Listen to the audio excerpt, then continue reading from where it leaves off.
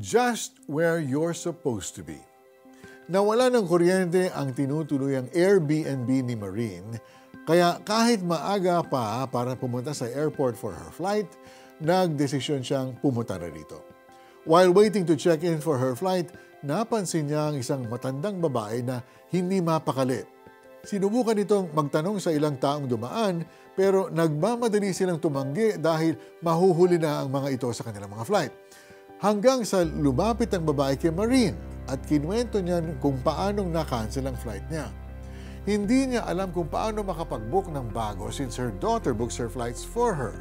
But apparently, ayaw niyang istorbohin ang kanyang anak dahil nasa ospital ito ngayon at nagle-labor.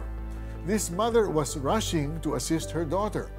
She also wanted to be one of the first people to welcome her first grandson into the world. Since Marine had a lot of spare time, she helped this lady. And that night, Marine received a photo on her phone. It was the woman with her big smile holding her grandson. Marine then felt a sense of joy.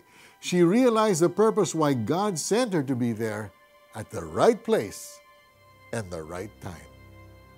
A lot of times, gaya ni Marine, napupunta tayo sa mga sitwasyon na hindi natin maintindihan. But once we're there, God uses us to help others. Just like Marine, it is always a fulfilling experience once we are able to do what the Lord has intended us to. He guides our steps and takes delight in what we do. In the same manner, nagkakaroon din tayo ng unfathomable peace and joy. So if you ever come across what seems like a strange situation, know that you are exactly where you're supposed to be. Let's pray.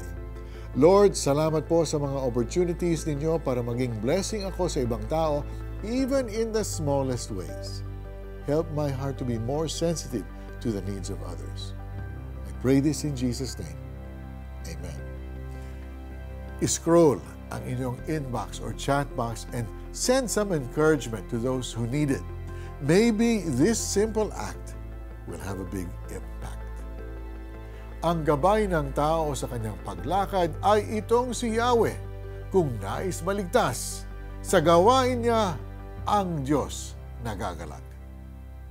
Awit chapter 37, verse 23. I'm Mari Kaimo. Thank you for joining us. God bless you.